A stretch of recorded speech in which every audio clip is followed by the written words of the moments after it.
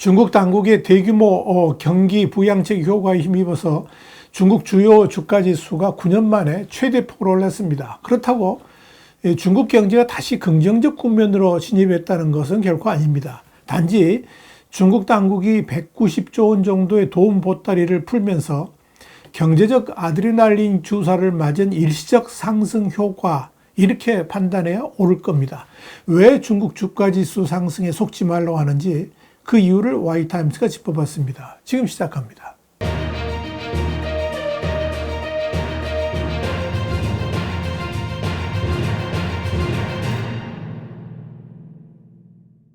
블룸버그는 현지 시간으로 30일 상하이 선전증시 시가총액 상위 300개 종목으로 구성된 CSI 300 지수는 이날 약 7.7% 상승하면서 9거래일 연속 상승의 행진을 계속했는데, 이는 2015년 이후 가장 큰 상승폭이었다 그러면서 아울러 이 지수의 지난주 주간 상승률은 15.7%로 2008년 11월 15.84% 이후 최고였다라고 보도를 했습니다. 블룸버그는 이어서 이날 급등세는 중국 최대 명절 중 하나인 국경절 연휴, 그러니까 10월 1일과 7일까지인데 이 국경절 연휴를 하루 앞두고 트레이더들이 서둘러 주식 매수에 나섰기 때문이다, 이렇게 분석했습니다.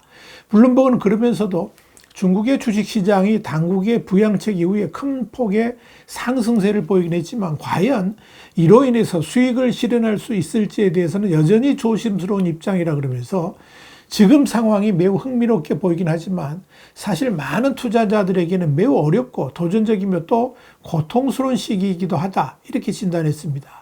여기에 대해서 IG마켓의 분석가인 해베 최는 이번 주 당국의 부양 조치 이후에 주가가 급등을 했지만 이전의 실망스러운 주기가 다시 나타날 가능성에 대한 우려가 남아있다 그러면서 이 황금 주간 러시가 진정한 골드러시로 꽃을 피울지 아니면 또 다른 신기루로 사라질지는 아직 말하기 이르다라고 설명을 했습니다. 그런데 지금의 중국 경제 상황을 보여주는 중요한 지표가 30일 발표됐습니다. 중국의 경기 동향을 보여주는 제조 구매 관리자 지수 PMI가 그것인데요. 9월 제조 PMI가 전월보다 0.7포인트 상승한 49.8로 집계되긴 했지만 5달째 경기 위축 국면을 나타냈다는 점에서 눈여겨볼 만합니다. 기업 구매 담당자 조사를 바탕으로 작성되는 PMI 통계는 경기 동향을 보여주는 지표입니다. 50보다 높으면 경기 확장, 낮으면 경기 위축 국면을 의미합니다. 중국 제조 PMI는 작년 10월에 49.5로부터 해서 5개월 연속 기준치 50을 밑돌다가 지난 3월에 반년 만에 기준치를 넘으면서 경기 확장 국면에 진입했습니다. 이후 4월에 50.4까지 50 이상을 유지했지만 5월 들어서 49.5를 기록하면서 다시 경기 위축 국면으로 바뀌었고 이후 계속 수축 국면에서 벗어나지를 못하고 있습니다. 한편 중국 경제 매체이자 금융정보 제공업체인 차이신이 발표하는 9월 제조 PMI는 전월보다 1.1포인트 떨어진 49.3으로 작년 8월 이래 최저치를 기록했습니다. 사실상 비상 국면임을 이 수치는 보여줍니다. 여기에 대해서 블룸버그는 중국의 공장 활동이 5개월 연속 위축 국면인 것은 경기 부양책의 시급성을 보여주는 또 다른 신호다, 이렇게 짚었습니다. 중국 최고 지도부도 지금의 어려운 경제 현실을 인식하기 시작했습니다. 블룸버그는 30일 시진핑은 마침내 중국이 겪고 있는 문제를 깨닫기 시작했다는 제목의 기사에서 최근 며칠 동안 중국 최고 지도자들이 발표한 경기 부양책이 많은 투자자들을 제대로 설득해내지는 못했다 그러면서 그럼에도 불구하고 최근에 중국 당국의 태도를 보면 중국의 최고 지도자들이 중국을 진짜로 괴롭히는 것이 무엇인지, 그리고 과거에 행했던 조치들이 왜 효과가 없었는지 어느 정도 깨닫기 시작한 것으로 보인다라고 분석했습니다. 블룸버그는 이어서 시진핑이 이끄는 정치국이 2018년 이후 처음으로 9월에 경제 문제를 논의했다는 점은 현재 중국 경제의 심각성을 중국 최고 지도부가 심각하게 받아들이고 있다는 것을 의미한다 그러면서 최근 정치국 보고서가 초장기 국채와 특수목적 지방 채권의 발행 및 배치를 포함한 재정 지출과 차입을 강조했는데, 이는 시진핑이 이제 중앙은행인 인민은행의 통화 완화가 효과가 없었던 이유를 알고 있다는 신호다라고 밝혔습니다. 블룸버그는 또 청년 실업은 정부의 부동산 침체만큼이나 큰 골칫거리일 수 있다 그러면서 통계청이 1월에 데이터 방법론을 변경하여 학생을 노동력에서 제외함으로써 수치를 높인 후에도 18에서 24세 도시청년의 실업률은 8월에 18.8%에 달했다는 점은 이 문제가 얼마나 심각하고 또 중요한 문제인지 설명해 준다라고 지적을 했습니다. 블룸버그는 또 하나의 중대한 변수가 바로 부동산 시장인데 그동안 당국이 다양한 조치들이 부동산 문제 해결에 별 효과가 없었는데 이번에 부동산 문제 해결을 위해 내놓은 조치들은 어느 정도 기대를 갖게 만든다라고 설명을 했습니다. 블룸버그가 이렇게 평가한 것은 그동안 글로벌 투자자들을 포함해서 많은 금융당국자들이 중국 경제의 부활을 위해서 과감한 경기 부양책이 필요하다고 주장을 해왔지만 들은 척도 안 하던 중국 최고 지도부가 비록 규모가 작긴 하지만 첫 발을 내딛었다는 점에서 의미를 갖습니다. 그러나 중국 경제가 다시 화랑 국면으로 들어서기에는 아직도 너무나도 많은 문제들이 도사리고 있습니다. 그런데 정말 중요한 것은 지금 이 시점에서 중국 지도부가 크게 각성하지 아니한다면 중국 국내 상황도 매우 어려질 수 있다는 점입니다. 이런 배경에서 시진핑 주석은 지난 26일 중국 경제가 새로운 문제에 직면해 있음을 인정했던 겁니다.